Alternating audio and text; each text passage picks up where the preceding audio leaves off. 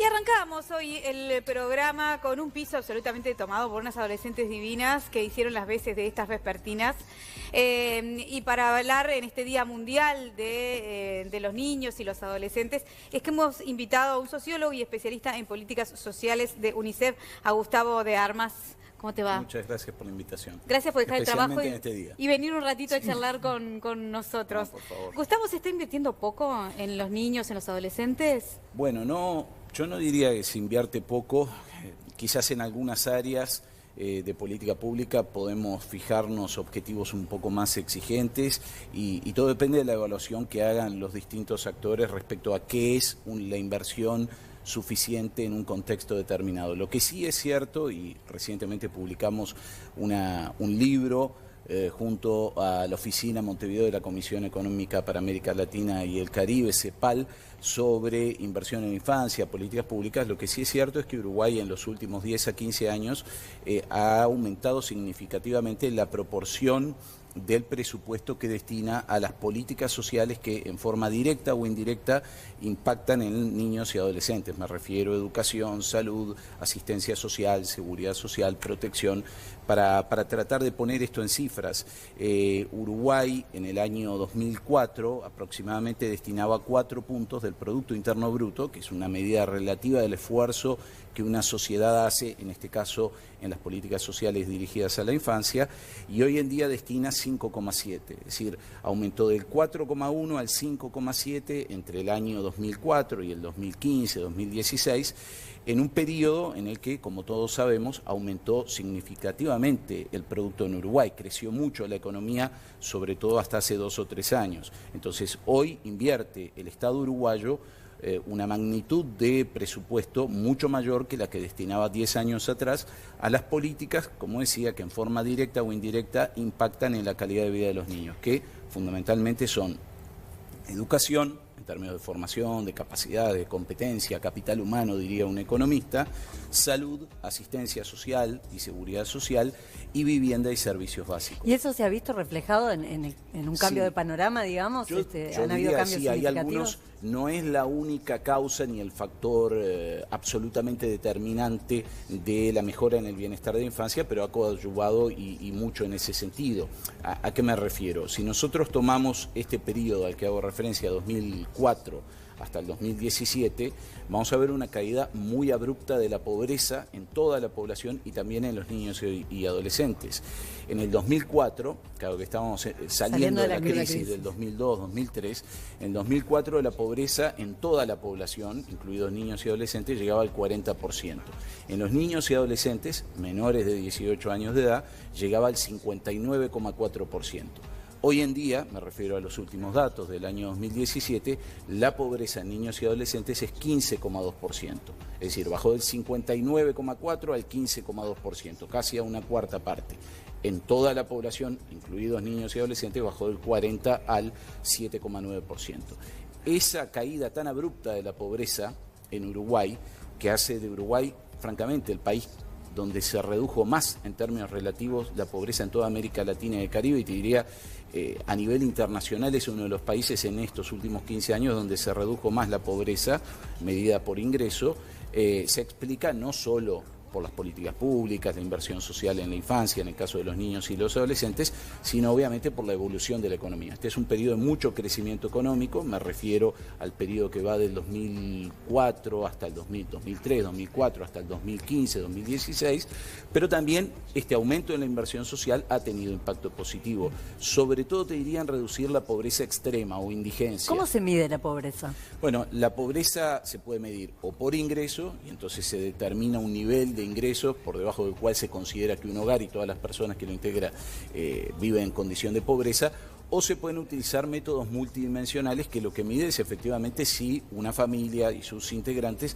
acceden a bienes y servicios. Lo que, por ejemplo, tal vez el método multidimensional más conocido por la audiencia es el índice de necesidades básicas insatisfechas, que entre otras dimensiones considera que si un hogar vive en una vivienda hacinada, bueno, esos integrantes, ese hogar tiene una necesidad básica insatisfecha y por lo tanto a través de este índice sería considerado pobre. Los datos a los que refería hace unos minutos refieren a pobreza por ingreso. Se fija el valor de lo que sería una canasta básica de bienes alimentarios y de otro tipo y se va ajustando por la inflación y se compara contra el ingreso efectivo de los hogares. Por eso decía, en términos de pobreza por ingreso, no cabe duda la evolución de Uruguay hasta el año 2014. Luego hay un amesetamiento. Claro, ese es un muy buen punto. Uruguay ha llegado a un nivel muy bajo de pobreza para lo que es su historia y desde luego en América Latina hay que tener siempre presente que históricamente Uruguay ha sido el país con más bajo nivel de pobreza en América Latina y con más bajo nivel de desigualdad en América Latina, la región más desigual del planeta, por cierto. Al año 2014 Uruguay llegó, yo diría, a una suerte de piso en esa caída de la pobreza. Y en los últimos 3 años, me refiero al año 2014, 2015, 2016, 2017, tenemos leves oscilaciones. El 2017 es un poco más bajo, de todas maneras, que el 14, 15 y 16, pero yo diría eso termina siendo casi una discusión de números, muy fría, muy cuantitativa. En términos más sociológicos se podría afirmar tal vez que hay un núcleo duro de pobreza en Uruguay, en torno al 10% de toda la población, y en el caso de los niños y adolescentes esto llega casi a un 20%, un poco menos, que viven en condiciones de pobreza crónicas, duras, estructural, donde se combina la pobreza por ingreso y necesidades básicas insatisfechas. Es importante que la audiencia tenga presente, porque si no esto parecería un relato muy autocomplaciente respecto a la situación presente de Uruguay y la evolución en los últimos años, que Uruguay es el país de la región con mayor nivel de desigualdad entre generaciones en perjuicio de los niños y los adolescentes. O sea, no hay ningún país en América Latina que tenga un nivel de desigualdad tan marcado como Uruguay respecto al porcentaje de pobreza en los niños, de un lado, y el porcentaje de pobreza en los adultos, del otro. Yo decía hace unos minutos, en la infancia, 0 a 17 años, la pobreza medida por ingreso alcanza el 15%. En las personas de 18 a 64 años estamos hablando del 6%, o sea, casi 3 veces más la pobreza en los niños y los adolescentes, y por ende sus familias, que en los adultos. Y en los adultos mayores 1,2%, de acuerdo a los datos oficiales. Ese nivel de disparidad entre generaciones, yo diría que no hay ningún país en la región que llegue a esa magnitud. Y eso es lo que es más preocupante en un punto, porque en realidad es lo que hace que las futuras generaciones estén condenadas de alguna manera. Yo me pregunto entonces, diciendo esto, la inversión que se ha hecho en la infancia... ¿Es suficiente? No, si es suficiente. Sí. ¿Es adecuada? ¿Es atinada? ¿Es a donde se debía ir? Porque estamos hablando de que en 2004 se empezó con una inversión en asistencialismo para rescatar de la pobreza gente. Entonces, me pregunto, ¿estas políticas llevan a algún lugar? En este sentido es bueno descomponer, aunque suene un poco técnico, a qué nos referimos con la inversión en la infancia. La mitad de la inversión en infancia, este 5,7% del Producto Interno Bruto al que hacía referencia, estamos hablando de una magnitud de recursos importante, no estamos hablando de pocos recursos, son casi 3.000 millones de dólares al año que el país destina a la infancia y la adolescencia. La mitad de estos recursos es educación, es el gasto público en educación, básicamente en la Administración Nacional de Educación Pública y en el Plan CAIF. ¿Y da algún resultado? Bueno, porque los indicadores en educación, básicamente... Para cerrar esto, la mitad es educación. Una cuarta parte, 24%, un poco más, es gasto público social, en asistencia y seguridad social. Ahí están las asignaciones familiares y es bueno tener presente que en Uruguay cobran asignaciones familiares las familias donde vive más de la mitad de todos los niños y adolescentes de Uruguay. O sea, no es una política focalizada en población al núcleo de pobreza duro, sino que es una política que además tiene casi 70 años. O sea, es una política que tuvo un impulso muy fuerte a mitad de siglo para apoyar a las familias con niños en el proceso de crianza. Y 17% es gasto en salud. Entonces, si evaluamos, por ejemplo, la evolución del país en salud, es muy positiva, justo en este momento. Justo estamos hablando de ese tema, sí. Y en relación a la infancia, Uruguay en los últimos 30 o 40 años viene experimentando una caída sostenida de la mortalidad infantil. De hecho, el valor de mortalidad infantil del 2017 es el más bajo de la historia, 6,6 cada 1.000 niños nacidos vivos. En el año 2004 era aproximadamente 13 por 1.000 2000. O sea, casi se redujo a la mitad la mortalidad infantil ya en niveles bajos para lo que es América Latina y el Caribe. En términos de seguridad social, este 24% que va a asignaciones familiares, etcétera, yo te diría que en general todos los países con características similares a las de Uruguay en términos demográficos, de política social, suelen proteger fuertemente a las familias en esa etapa que es la etapa de desarrollo, de cuidado de los niños, con transferencias de ingresos. Los países más desarrollados destinan, en relación a su Producto Interno Bruto, más recursos que los que destina Uruguay a asignaciones familiares, tarjeta Uruguay Social u otras transferencias. Ahora, Gustavo, y en educación también hay algunos signos positivos. Desde luego hay muchos que siguen generando controversia. Hoy Uruguay tiene niveles de cobertura educativa más altos que los que tenía hace 5, 10 o 15 años. Bien, pero muchas veces hablamos de inversión, hablamos de plata, Claro. y siempre se remite a números y a cuánto se invierte en cuanto a eso, ¿no? A lo monetario. Y a porcentajes. Sí. Y a Sí, porcentajes. sí. Ahora, ¿está bien invertido? O sea, a veces no es necesario tanta plata, sino Por supuesto. un poco menos y que Claro, sea la porque adecuada en el lugar esa era la adecuado. pregunta. Exacto. Mira, yo te diría que a nivel global, efectivamente, a nivel global me refiero al mundo, efectivamente los países que tienen mejores indicadores en relación al bienestar de la infancia son los países que hacen un mayor esfuerzo macroeconómico en políticas sociales dirigidas a la infancia. Para poner esto en cifras, pues si no suena así como un poco general. Yo decía, Uruguay destina 5,7% de la torta del Producto Interno Bruto todos los años. ¿Sabemos cuánto es aproximadamente? 55.000 millones de dólares 55 aproximadamente al año mil es millones la de producción dólares. de toda la economía. Pero De eso cortamos un pedacito que es 5,7. Los países europeos y sobre todo los países del norte, de los países escandinavos, llegan casi al 10%. Pero Ahora, vamos esto a no es jugar. equivalente a calidad necesariamente. No, es Bueno, dinero bueno, invertido, no, pero igual de todas maneras o sea, es otro panorama económico. Además también. de recursos, necesitas que esos recursos sean administrados de forma eficaz y eficiente. Hagámoslo La como calidad de un las ping-pong. El políticas, tema sí. de asistencia social Sí. o sea, de asignaciones Sí, familiares, sí, ese sí. porcentaje que se va para ahí, ¿te parece que está bien invertido? Por supuesto, Y absolutamente. que funciona. Sí, Esos sí, planes sí, sí, funcionan. sí. Es que no Ya son no son planes, más es una asistencialistas, ya que no es nada. Yo creo que ahí hay una confusión histórica. Se confunde el programa Ingreso Ciudadano del PANES, que existió durante No, 2 ese es años, un 2005-2007, tiempo, con esto, con con una asignaciones política que es familiares. permanente, Sí. que viene de comienzo de los 40, que es asignación Está. familiar. Por ese lado todo Sí, bien, entonces. sí, sí, Por sí. el lado de la salud, Sí, yo creo que ahí hay mucho para mejorar en términos de calidad de las prestaciones, Sí. pero los indicadores macro de Uruguay, me refiero al más duro y al más importante, Que es la mortalidad, que es el de mortalidad está infantil, la evolución es positiva. Igual hay toda una agenda enorme sobre enfermedades no transmisibles, obesidad, que va mucho más allá de lo que haga el sistema público de salud, que tiene que ver mucho con las prácticas de las propias familias y de la sociedad y del sector privado. y la educación. Ahí vamos. Perfecto. Yo en Cuac, educación cuac, te cuac. diría que Uruguay tiene, para sintetizarlo de manera lo más mínima posible, en 3 grandes dimensiones. Una es cobertura, ¿no? Es decir, si acceden a la educación los niños y los adolescentes. Yo te diría que hoy Uruguay está mejor que hace 5, 10, 15 o 20 años, en términos de acceso. ¿A qué me refiero? De 0 a 3 años estamos De muy bien 0 a 3 posicionados años, también en... Uruguay es un caso excepcional en la región en términos de lo que se llama educación para la primera infancia, la cobertura en 0 a 2 años. En 3 a 5 años Uruguay viene experimentando desde hace 25 años, y subrayo esto, una política acertada de expansión de la educación inicial. Que se Pará, inició a mitad de la los 90. cobertura Ahí está bien. No, porque, viste, empezás con los números y ya se me entrevera la cabeza y como que me es pierdo. importante No te ponerle enojes, números a La esto. cobertura Sí, está sí, bien, sí. hasta secundaria. Sí, hasta secundaria Incluida. superior, Ok. exactamente. ¿Y después qué? Aprendizajes, que es la segunda dimensión, yo Sí. diría que Uruguay está estancado. O sea, cuando uno compara la prueba PISA en todas las ediciones a las que ha participado Uruguay, o las pruebas que se hacen a nivel de primaria, que son las de UNESCO regional, CERCE y TERCE, Uruguay no muestra cambios significativos, ni en lectura, ni en matemática, ni en ciencias.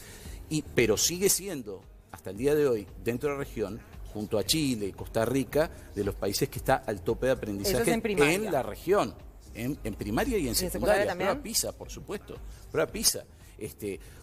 Desde luego, nosotros pero uno siempre se quiere comparar contra uno mismo y contra algo lo mejor que puede. Son muy pocos, pero esto es importante también que lo tenga presente la teleaudiencia y la prensa. ¿Sabes lo que pasa, Gustavo? Yo siempre pienso, ¿no? A mí, por ejemplo, obviamente está buenísimo que tengan acceso a escuela, liceo público, que sea un acceso universal. Más crítica pero lo que yo quiero es que si van ahí, que aprendan, no que estén ahí. Y que se queden. Y que terminen. A ese último punto es quizás el más preocupante. Que sepan escribir, Uruguay, que sepan hablar. Por supuesto. Uruguay tiene un problema histórico, y subrayo histórico, tiene 50 años, no 10, ni 15, ni 20, ni 30, 50 años que Uruguay progresa poco o aumenta poco los niveles de culminación de la educación. ¿Dónde se empieza a resquebrajar? ¿Dónde empiezan a abandonar, yo te diría, yo tengo 46 años, mi generación, los de 40 y pico, pero digo, es la primera generación que empezó a progresar poco respecto a sus padres, los que entramos a la educación en la década del 70. O sea, Uruguay progresa poco. Pero los alumnos arrancan bárbaro de 0 a 2 años, de 3 a 5 estamos muy bien. ¿Dónde empieza? No hay un punto. Yo te diría que se acumulan déficit en un segmento de la población.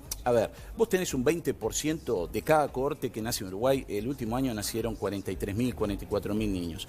Hay un 20% de esa población que efectivamente es esta población infantil que nace en condiciones de pobreza dura, etcétera, etcétera, que va acumulando déficit de todo tipo y que hoy en día llega a terminar educación primaria, el 98, 99% de cada corte termina la educación primaria, pero esta población no termina ni siquiera tercer año de educación media. O sea, hoy tenemos... y eso es lo que te preguntaba, en tercer año de educación media... Ahí hay un núcleo duro que requiere no solo de apoyaturas desde el sistema educativo, de políticas sociales, y que en buena medida está condicionado a su trayectoria educativa por el contexto. Primaria todavía los retiene, entonces. Sí, claro. A ver, para poner esto en números muy simples, de cada 100 niños con 6 años de edad, terminan educación primaria 98 o 99, muchos de ellos con extraedad, a los 13, 14 años, es decir, luego haber repetido algún grado. Se abusa acá de las repeticiones, después contestámela, por favor. Atípico. De estos 98 que terminan educación primaria, 72 van a terminar educación media básica, el 9º grado. O sea, en el camino ya quedan 25, 26, 27, que es este núcleo duro, grosso modo, de cada cohorte que nace en las condiciones más críticas. Y de estos 72 que terminan tercer año de educación media, sea secundario o técnico profesional, solo van a terminar sexto año 41 o 42. O sea, se cae otro tercio. Entonces, en Uruguay, los que se caen de la educación no son solo los chicos que provienen de los contextos más críticos. Se caen o dejan o abandonan la educación media también adolescentes de sectores medios y medios altos. Ahí hay que hacer políticas públicas. Voy a dar un dato quizás más contundente todavía. Si vos tomás a la población de Montevideo que solo concurrió a la educación privada, jóvenes de 20 a 29 años, datos de la Encuesta Nacional de Adolescencia y Juventud del 2013, el 40% terminó sexto año sin haber repetido ningún grado. Pero el 60% restante, a lo sumo, terminó repitiendo algún grado o abandonó la educación. Estamos hablando de adolescentes y jóvenes que solo concurrieron a educación privada. En los 4 barrios de mayores ingresos de Montevideo, si vos tomás a los jóvenes de 20 a 24 años de edad, el 80% terminó sexto año de educación media, el 20% no. ¿Y cuál es la razón? Sistema educativo. Cuando digo sistema educativo me refiero... No solo contenidos curriculares, régimen académico, cómo se evalúa, cómo se da clase, las prácticas docentes. ¿Ustedes saben cuál es la causa, la razón a la que más acuden o que más explicitan los adolescentes que abandonaron la educación cuando se les pregunta en la encuesta de hogares los motivos por los que dejaron de estudiar? Básicamente la mitad de ellos hace referencia a motivos estrictamente educativos, o que no le interesaba lo que estaba estudiando, o que no le encontraba sentido, etcétera, etcétera, etcétera. Y yo te diría que estos factores que hacen más al desencuentro entre un modelo tradicional de educación que fue muy exitoso... Pero al adolescente nunca le interesa. No, que al adolescente nunca le interesa educación, o será un error del mundo adulto de lo que ofrece como educación. Y en todo caso, y vuelvo con esto al tema de inversión en la infancia, magro favor nos hacemos nosotros como sociedad y como mundo adulto si no logramos que las generaciones más jóvenes accedan a mayores niveles. No, pero yo entiendo lo que ya iba por otro lado, me parece. Que siempre uno en la adolescencia tiende a discrepar en general. Bueno, claro, tiende a discrepar antes de haber probado un montón de instancias, entonces eso puede ser relativo, claro, ¿no? ¿Sabes por qué es bueno este punto? La referencia decía los factores que explican el abandono o la deserción, porque en otros países de América Latina los factores son trabajo infantil o adolescente, embarazo adolescente en el caso de las mujeres, es decir, factores más duros, estructurales. Uruguay es el país con menor nivel de pobreza de América Latina, Uruguay es el país con menor nivel de desigualdad de América Latina, Uruguay es uno de los países con mayor inversión pública en políticas sociales a la infancia, Uruguay es un país donde cada vez nacen menos niños. Esto yo no sé si la gente lo sabe o es consciente. Sí, lo sabe la gente. En Uruguay hoy nacen hoy hay menos niños y adolescentes 0 a 17 años de los que había en el 2011, en el 2004. Entonces, estamos hablando de un país donde estarían dadas todas las condiciones para lograr el pleno desarrollo de la infancia, que no es solo un tema de desarrollo y de derechos de los niños y adolescentes, también un tema de estrategia de desarrollo de sociedad. ¿Te parece si la próxima ahondamos sobre eso? Con gusto, cuando quieran. Dejá la oficina y volvés. No hay por qué esperar al 20 de noviembre. Me parece perfecto. Gustavo de Armas, muchas muchísimas gracias. gracias Gracias a por ustedes por la compartir esta nota con invitación. nosotros.